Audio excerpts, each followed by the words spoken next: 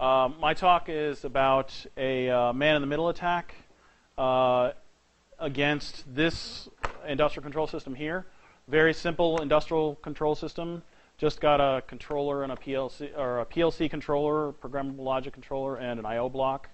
But I actually got a chance to get down into the details of what went on during the man-in-the-middle attack itself to the actual control signals themselves. So I try and go into that a little bit more. About me, of course. I'm a senior investigator at Connexus Consulting. I do industrial control system and SCADA system assessments and designs for a variety of customers, anywhere from energy companies to oil and gas, to process control, to manufacturing, and everything pretty much between. I've been doing this for 20 plus years. I'm also a developer on our analysis software internally. And I previously worked at NIST in the engineering lab, where I did control systems, automated vehicles, wireless sensors and systems. I'm now basically, I've been a consultant now for 3 years. That was my midlife crisis. So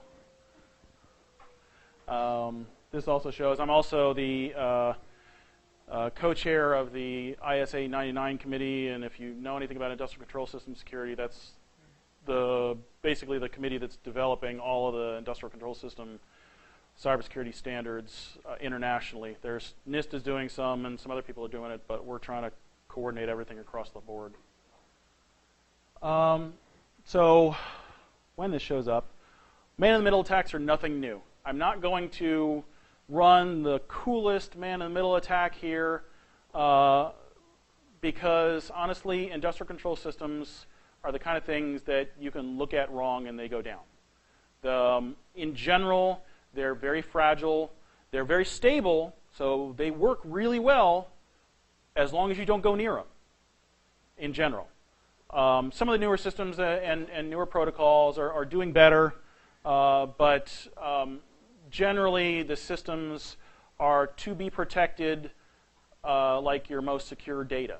They've got to be protected with layers of protection so that you don't get the standard kind of things coming down in there, and a lot of times even protected to where you don't want your IT department coming down too. So the IT department a lot of times is restricted from coming down into the system as well. There's a ton of videos and tutorials and all that kind of stuff out there in the world for doing man-in-the-middle attacks. So I'm not going to go into those.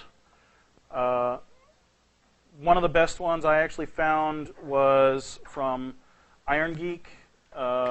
He has a really good tutorial on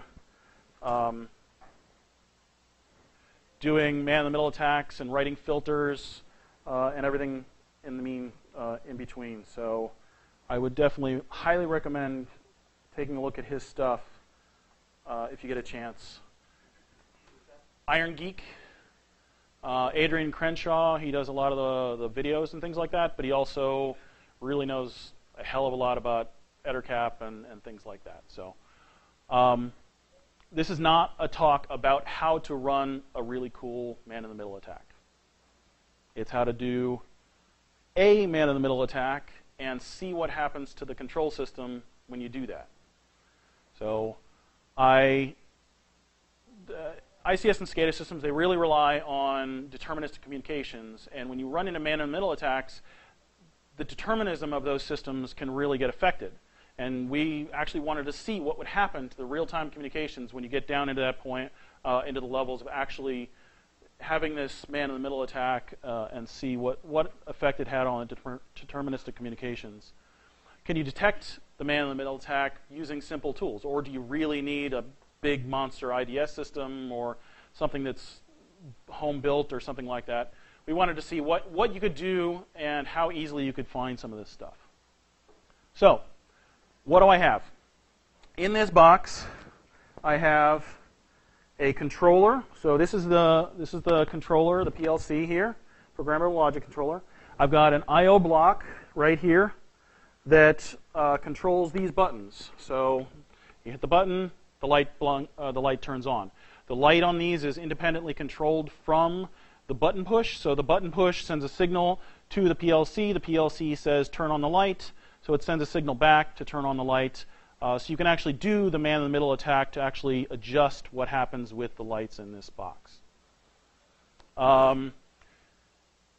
Basically, I ran EtterCap in complete script kiddie mode. I said plug in, turn on. I'm not an EtterCap expert. I got a chance to play around with it because it was fun. But I really don't know enough, and talk to other people if you want to know how to do EtterCap better. Total script kiddie with this. I captured traffic.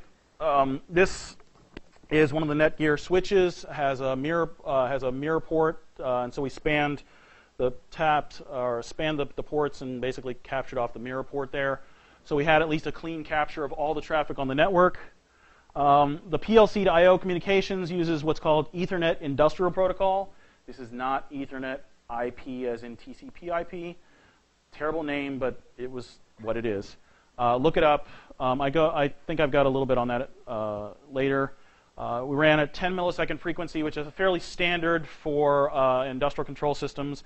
Not too fast to where you're doing like really high-speed control, and you really get down to the point of actually looking at like how you can synchronize multiple devices, clocks, and everything like that. This is general purpose manufacturing. Auto manufacturers typically use 10 milliseconds.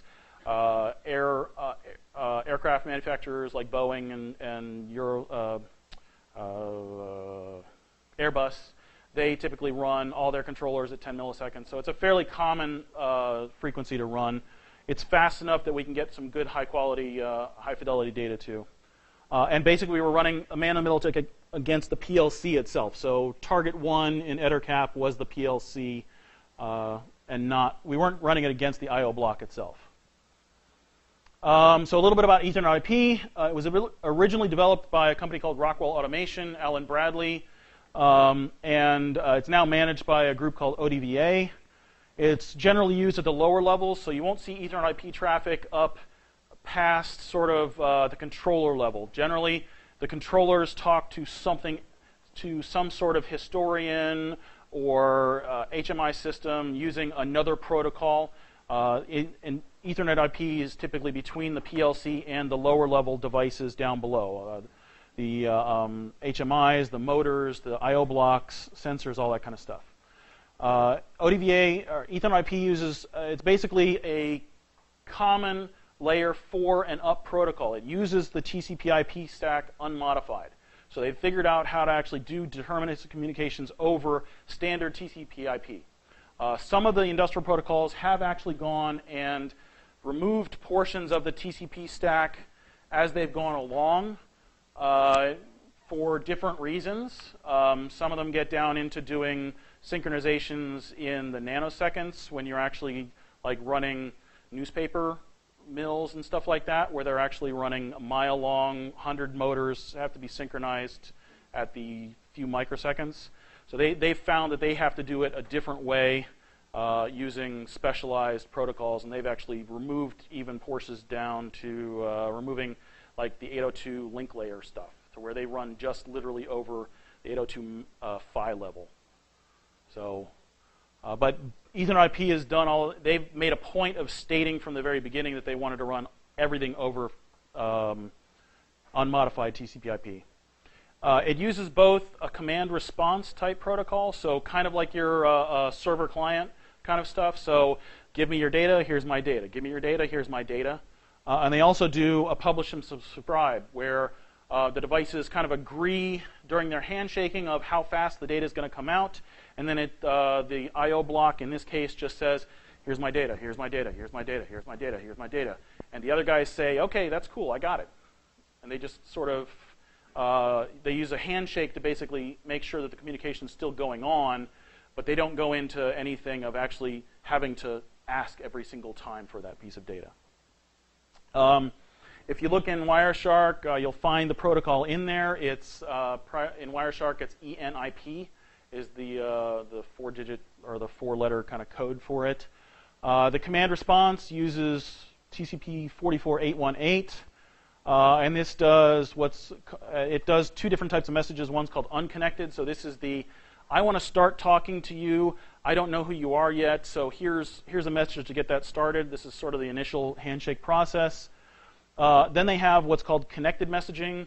That will actually use long-term TCP connections and sending commands and responses over that long-duration TCP connection with some sort of periodic rates. But again, most of the time that would be a like some sort of HMI system or command response where someone is actually a human is having to be in the operation typically. It wouldn't be the actual low-level control stuff. The low-level control is typically done with publish and subscribe, and that uses UDP 2222. It's considered real-time messaging because it's an implicit connection. They agree during their handshaking process of what the message is going to look like, how often they're going to send, and then basically that initial communication handshaking goes away. So the initial TCP command stuff goes away, and then it's just a full UDP back and forth. If they don't hear a UDP message from those devices within a certain amount of time, they will actually close down the connection, and then if it's programmed that way, it'll reestablish connection. Otherwise, it'll go into some error state. So, and this is how pretty much most of the real-time communication works. It can use either multi for the publisher. So in this case, the I/O block itself that's publishing data, it can use a multicast protocol, or it can do unicast. They did multicast originally because they wanted to have the idea of having multiple devices be able to subscribe to that. And this guy would only have to produce one packet that everyone would sort of listen into. So, what do I actually have here? I kind of went through this a little bit already. PLC, I/O block, Netgear. I had the GS108E, so it's got the ability to do mirror port on it, and it's gigabit. I ran man in the middle machine was Kali Linux 2.0 VM, and I just used the default Kali version of EtherCap that was in there. So, and then the capture machine was Kali Linux native. And whatever their native version of Wireshark. Typically, I actually recompile Wireshark myself just because it's a lot better that way. But in this case, I just did a dumb, completely new wipe of the system and just reloaded it by itself just to have a clean system that I didn't have to mess with or basically prove out. So I did EtherCap with target 1 being the PLC itself. That was the main target of the man-in-the-middle attack, and target 2 was the I/O block. And basically, I just ran ARP poisoning with this with the SNF remote connections, just because it was a little bit easier to do that. Since the networks are extremely small, things like the ICMP. I forget what some of the other things, but basically it's like ICMP. There was no gateway I could go to like spoof out the gateway for these connections. So since this is so small and this switch really wasn't doing a whole lot of layer 3 routing or anything like that, ARP poisoning was the only one that really made sense since it was all physically on the same switch. It wasn't having to transmit over routes or anything. And just to let you know, I actually did run all of this stuff through VirusTotal, Network Miner, and Bro. Like all the actual stuff that I actually ran against this system, I ran those through, and none of them detected the attacks, or at least alerted like there was some really bad thing going on. It noticed some new traffic. It noticed some ICMP traffic that came through for the ARP poisoning itself, but that was it. There was nothing extra special that it really alerted on. So these are pretty stealthy if you actually can go through them. Does Bro understand this They are working on it. I know I've actually worked with Liam, and he actually wanted to try and play around with one of these boxes, but he left DC before he could get a chance to do it. But yeah, he wants to play around and actually learn more about Ethernet IP. I know that they do have something in there for it, but I don't know to what extent they've got stuff. So, I did actually run a filtered attack just to see if I could actually adjust the data that was going through here and turn lights on and off without the system really realizing what was going on. So inside because it uses UDP, it's connectionless. So what they do is they handle the connection-oriented stuff at the upper levels, at the actual layer 7 application layer. So they have embedded in the real-time communication, they use a connection ID, a sequence number, and then the data is a separate field. So in order to actually spoof out the signals, what I did is I advanced the sequence number by 5 to basically make my signal more relevant. And it actually basically said, okay, the PLC signal that was the sequence number minus 5 is old data, so that doesn't matter anymore. So it just said, screw it, you're done. And it took my man-in-the-middle data as preferred data at that point. Yep, exactly. And there's supposed to be some protocol stuff to handle that, where it's only allowed to handle one sequence number change at a time. But I chose 5 in this case to make it obvious, but you can actually, I did it 2 where I just advanced it 1 sequence number, and that worked just as well. So I only did it for 5 here just to make sure that it was actually noticeable in the data itself.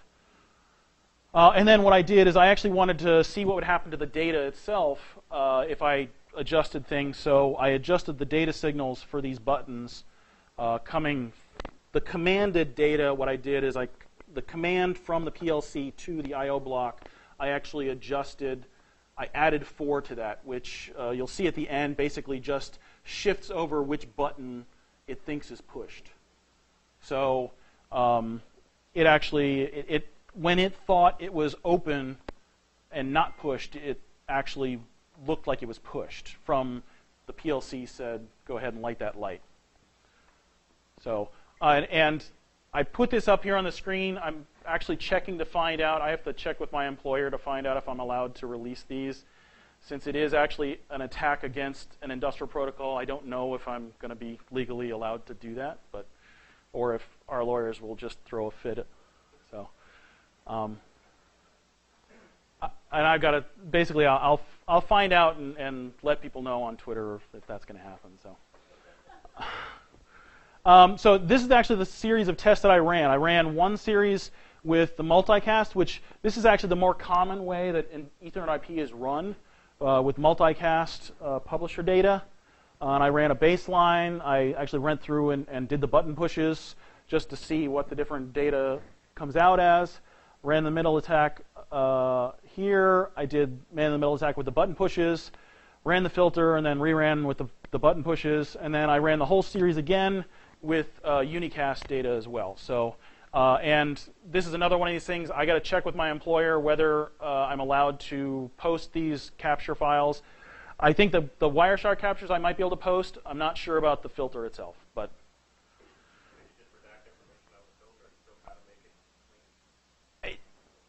I mean, this is the filter here. It's like 5 lines of code. So, but I just got to check whether I'm allowed to post that up on the internet. So here's the actual detailed information. I had the MAC address for the PLC, the IP address, MAC address, IP address. The PLC to I/O block was running 10 milliseconds cyclic frequency, and this is a unicast connection here. So this is always saying I'm talking to you directly over unicast. And then the I/O block publisher of the data was using. Did both multicast. So the multicast was going out to this IP address at that 10 frequency. Unicast, of course, goes directly to it. And then that's the MAC address of my VMware man-in-the-middle station. So when you actually get into looking at stuff. Here's just again, so for the baseline test, this connection here was unicast, and then this was either multicast or unicast, depending on the test that I was running. And so let me explain a little bit about what this is. What you're actually looking at is the cyclic frequency of these signals. So this is actually 10 milliseconds right here. And what you see is between about this is 10.4 here, and this is 9.8. So within about 400 microseconds distribution, you get these signals all going basically at approximately 10 milliseconds. Every 10 milliseconds, you've got your spacing on what the data is. And then this is the PLC communication to the I/O block itself. A little bit wider distribution, but again, this is 10, this is 10.4, 10.6. So again, you've got about maybe 500 microsecond distribution on here. And so these are fairly deterministic. This is well within 10% of the mean of the signal. So this is pretty well deterministic on your signals. So now, what happens when you actually run the man-in-the-middle attack? And so for the multicast test, because this signal was multicast coming back, the man-in-the-middle attack did not actually do it, because it was going after IP address to IP address, and since this was actually going out over multicast, it never actually was affected by the man-in-the-middle attack itself. The only one that was the signal between the PLC and the I/O block.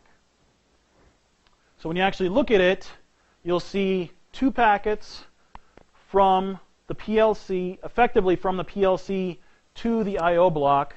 But when you actually start looking at the Ethernet packet here, like in this particular packet, this one went from the PLC to the VMware station. The next one, of course, went from the VMware station to the I/O block itself. And then, as I show here down here, here's the sequence number and the data. From this, I was not running the filter at this time. I've got another one later that actually shows the filter, but you can actually see in the sequence numbers. And then, again, in the Ethernet IP version here, you've got a connection ID and the sequence number, and so you can actually watch it moving up as you go along. So with the multicast test, basically, there's no difference between what the PLC is sending out and what the I/O block is sending out. They don't even notice that a man-in-the-middle attack is going on at all. They're pretty dumb with this. They don't even know anything's going on. But then, what happens when you actually look at... So this is looking at just the IP address of the PLC to the IP address of the I/O block. And then, so obviously, this is where I was running the man-in-the-middle attack here. This is actually combined. It's seeing both those sets of packets. So looking back at this, it's actually doing, it's actually just analyzing both these sets of packets in here. So this isn't really what you want to look at. This is what you want to look at. So this is what the actual I/O block is seeing that's directed at its MAC. So here, you've got the PLC signal, and then you actually launch the man-in-the-middle attack, and you notice the man-in-the-middle attack itself doesn't... Okay, so it doesn't affect the mean of the signal at all, but there is a noticeable difference in the distribution of the attack from the PLC to the I/O block where this actual man-in-the-middle attack was going on. But again, most of these devices, they take averages. So as long as the average number of packets remains the same, they don't actually record anything about the the packet distributions or anything like that internally. This is the kind of stuff you can measure yourself, though. You can go in and just run Wireshark captures, take Wireshark and export to whatever you want. I actually did this is using my specialized analysis software, but you can take and throw this into a CSV file and plot it in Excel if you want. This is actually not that hard to do in Excel. Basically, you isolate the stream you want, and then it comes out as a nice straight long number. You can post the data and actually figure out what the communications is on this. All this is just literally the time during the test over the time between subsequent packets. So it's a delta time versus time. So it's not that hard to do. I've got actually a little bit more information on that from a talk I did at BSides DC last month, I think it was. So if you want that, and it's not that hard to do. So now, running unicast, the man-in-the-middle attack actually did do the reverse communications, and now you get something very similar. So in here, you've got now 2 packets going for each one that you initially had from the devices. And again, the PLC itself and the I/O block itself didn't care one way or the other that the man-in-the-middle attack was going on. They actually didn't adjust their timing at all. But then, like the first time, this is actually what it looks like just doing the IP address. And in this particular case, the herringbone patterns, from what I've seen a lot of times, has to do with clock skew between the 2 different devices. The man-in-the-middle PC was just a slightly clock skewed, so it drifted differently than the device. So that's where you get these weird patterns in here. But again, this isn't really what you want to look at. This is what you want to look at. And so this is actually looking at the man-in-the-middle attack here. This is the standard PLC to I/O block communications. Or this is actually, sorry, this is the I/O block coming out. And again, the mean remains the same. So in general, you actually wouldn't, no statistics would happen in this system that would tell you anything was going on. This is the kind of thing that you can capture yourself on a monitor port and do some form of analysis, NSM basically, with very cheap tools, a laptop, Wireshark, and Excel. You can do this stuff yourself. So this is something that potentially a level 1 analyst would notice, and that he'd escalate it to. Yes. Yes. Exactly. And the kind of thing that this is what you would do periodically testing. So this is a huge amount of data to try and go through in real time. But it's the kind of thing that if you had to do a periodic, yearly, annual assessment, you go through, you go to different places around your network, you capture the traffic, and you spend a week or 2 analyzing it, coming up with a signature of what your system has in it to begin with.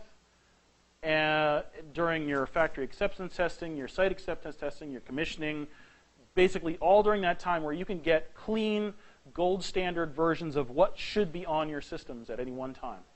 And then you can come back and start comparing them and look for these different signatures of, oh, something is different than what it used to be. Maybe I should go and investigate.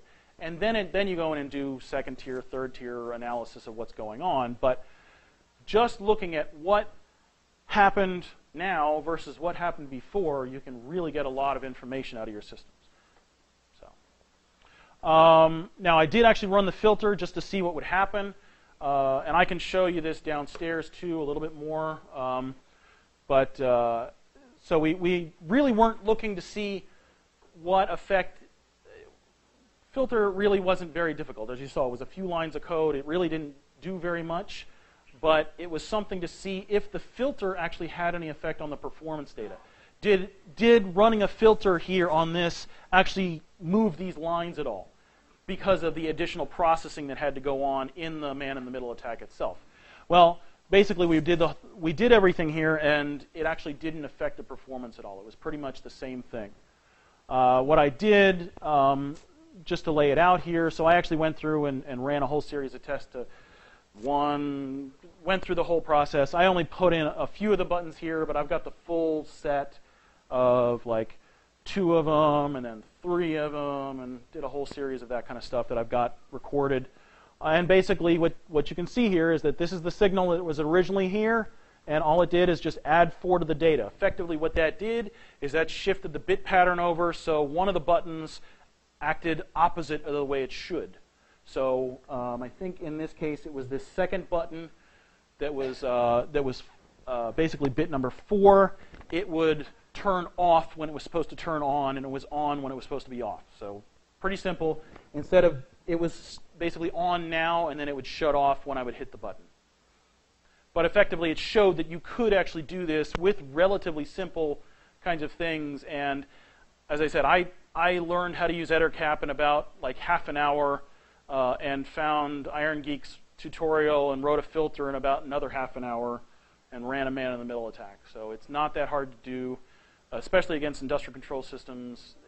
That, I mean, the stuff exists in Wireshark. You can go and figure it out, and then adjust what you need to do. And then here you can actually see. So, where is it? So this packet right here, these two, this was 2542. It became 2547. And then also the data in this particular case was 40, and it became 44. So that's all I did. By advancing the sequence number, I basically took control by being newer than the previous data, so it disregarded what was going on. The captures, as I said, I'm going to try and probably post them up on our GitHub, but I got to check with my employer first. I will post stuff out to Twitter after I find out yes or no whether I can do that or not. And this is my contact information. So Jim Gilson is my Twitter, and so that's it. Are there any questions? Yeah.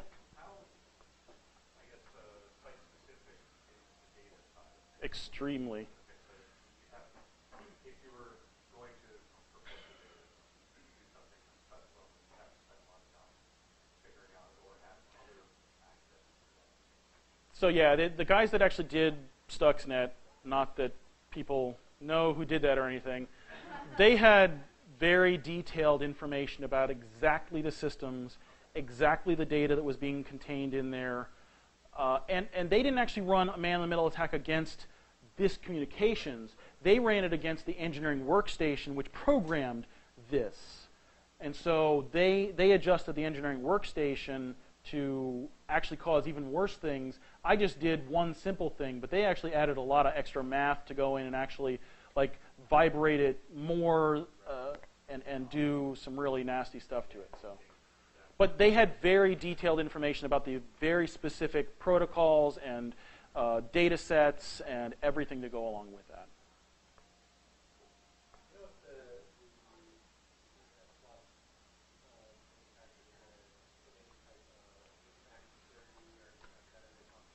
Yes, actually Ethernet IP is in the process of actually building in security to their system. Since they use a default TCP/IP stack, they're actually putting in SSL, TLS, and certificates and the whole deal. Some of the other protocols, DMP3 has actual security built into its connection,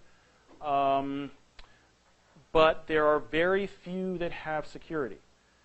These systems were never designed with security in mind. They were designed to get a job done.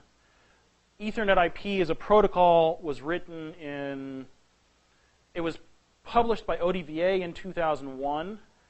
It was built by Rockwell before that in the late 90s.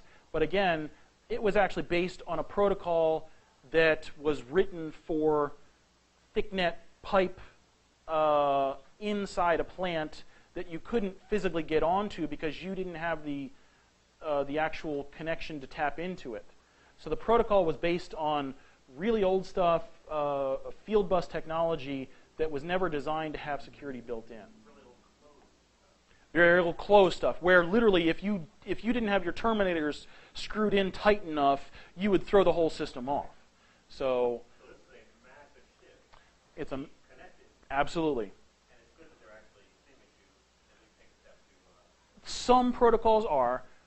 Other protocols are not. So things like Profinet, which is a European standard, they've basically decided that they don't need security because they're now literally getting rid of parts of the TCP/IP stack. And when you get down into the real-time what they call industrial real-time, where they're literally synchronizing motors at microseconds. If things aren't plugged in just right, you're going to throw the whole system off.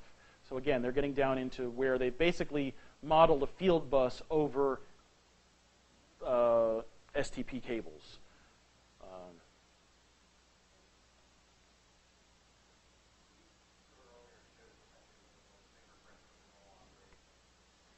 Yeah.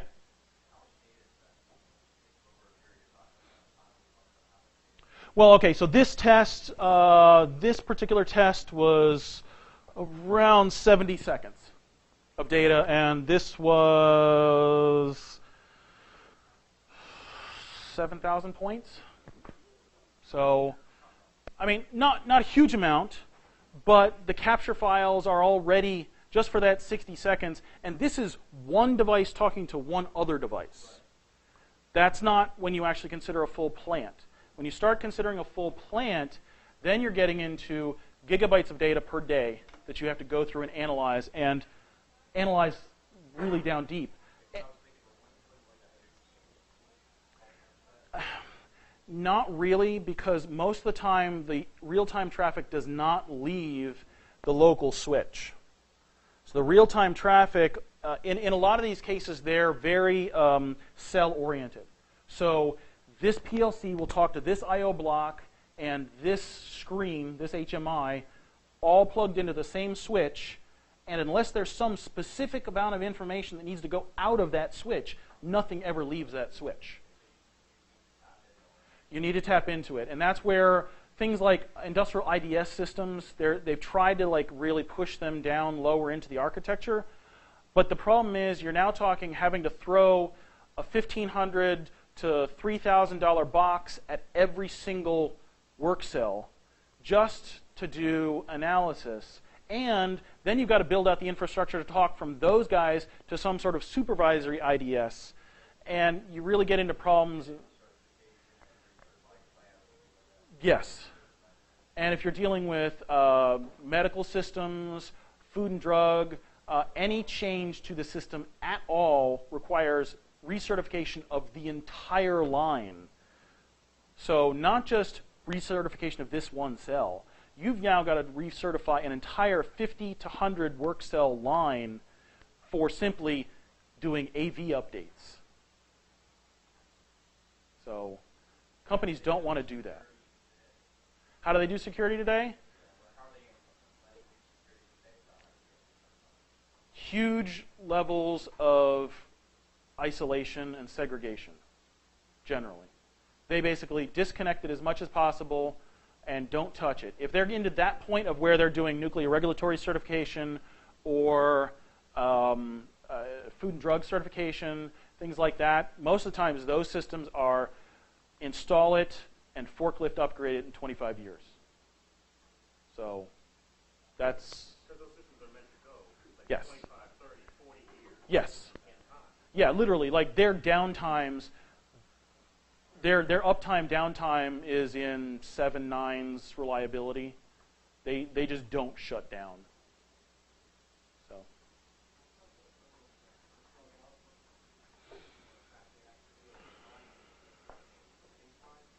Again, syslog will give you averages. It won't give you the detailed fingerprinting kind of stuff that you really need to determine what's going on. Yeah, averages will give you some things, and you can tell, oh yeah, all of a sudden we're getting a DDoS from something over here. But I can tell you, most of the time when you're getting DDoS stuff in the industrial world, it's because the NIC card on the HMI went down, and not because you're getting a real, actual external DDoS attack. Or the guy with the forklift ran over the power wire or network cable, or the fiber that was hanging across here all of a sudden started to go down, got hit by the guy running the stuff across the way, or you turned on a motor on the other side of the plant and the EMI translated over the wire, and now you've got a problem with that. So it's not necessarily an external attacker. It's more likely human error or mechanical failure. Yeah, whenever we've run into things, I've only run into one active malware whenever I did an assessment. And even that malware was questionable. It showed up as an attack in VirusTotal and a couple other places, but when you really looked at it, it looked like it was actually an old industrial device that was using a proprietary protocol and doing something it wasn't supposed to do. But we couldn't verify that, so we had to at least flag it as malware. So.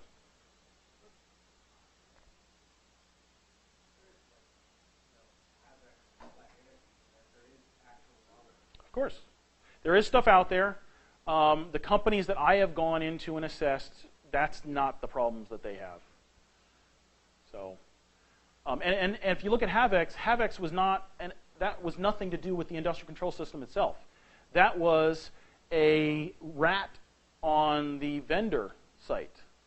So they went and basically did a rogue version of the firmware for devices on the actual vendor site, and so when people downloaded a new version, they downloaded the virus from there. It wasn't actually an attack on the industrial control system itself.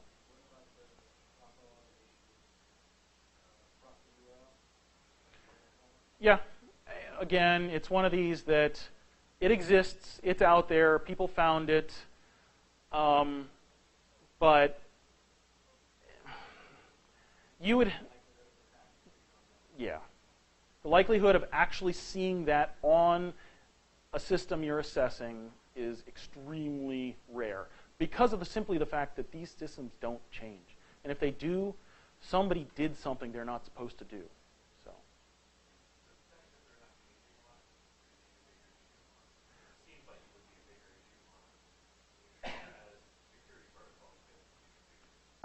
It's actually a lot easier because you can go through and fingerprint your systems. You can actually load whitelisting on a system in an industrial control system and get really good results at it. Because those systems, even the HMI systems and the controllers and all this kind of stuff that are PC-based, they don't change but once a year, typically. So you only have to redo that whitelist once every year instead of every time Microsoft decides to ship out an update, or every time there's an Adobe failure, or things like that. So whitelisting actually works really well for PC-based systems. These systems here, typically, they don't even bother to try and fix it and determine what really went on forensically on here. They will just say, I need to get this system back up and running now. I have this copy of my program that was running on here and this firmware. I'm going to load it because it'll take me 10 minutes to do that, whereas it would take me days to rip this out and put a new one in and forensically analyze what's going on in here and all this kind of stuff. So it's mostly about dollars of getting production back online. So as I said, I have 3 of these systems with me. I actually put them on the table downstairs just before lunch. If you want to, feel free to play around with it. I've got port 1 set up on each one of these switches as a mirror port, so you can go and see what's on there. I would ask you, don't be a dick and reprogram my devices. I have the programs with me to fix them, but I would basically just ask you not to... Yeah, exactly. So, thank you.